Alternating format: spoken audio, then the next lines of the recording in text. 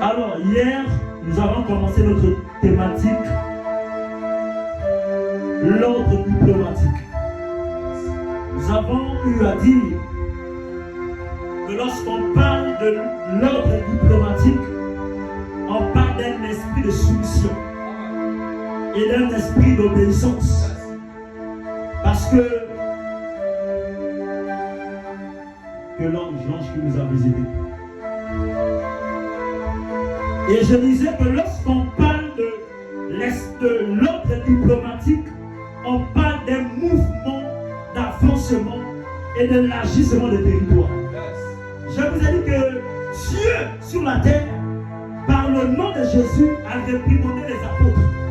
Dans Luc chapitre 6, verset 46, il a dit ceci: pourquoi m'appelez-vous Seigneur et ne faites-vous pas ce que je vous demande de faire?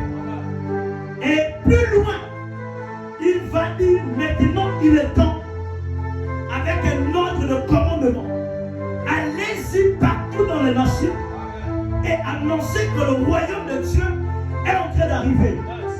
Alors quel est le lien par rapport à ce qu'il a eu à réprimander ses disciples dans Luc chapitre 6?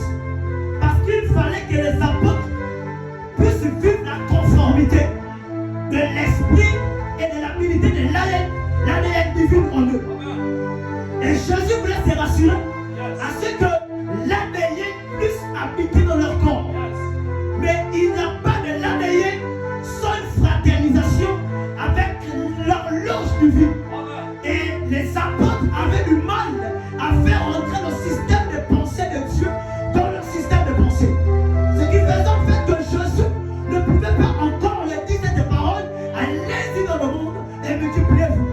Parce que je vous ai dit hier que lorsqu'on parle de la diplomatie, on parle du pouvoir gouvernemental qui accompagne l'ambassadeur. Et je vous ai dit qu'avant que le président de la République ne se lève pour envoyer un ambassadeur, il doit être dans les critères légitimes par rapport à la pensée du président. Aucun ambassadeur ne peut avoir l'habilité d'être ambassadeur dans un pays sans l'approbation du chef de l'État. Et je vous ai dit que lorsqu'on parle d'un ambassadeur, on parle de tout un royaume. C'est quelqu'un qui transporte les cultures, le langage, l'image et même l'ethnie aussi de la nation. Et il transporte les couleurs du pays. Et Jésus a dit que la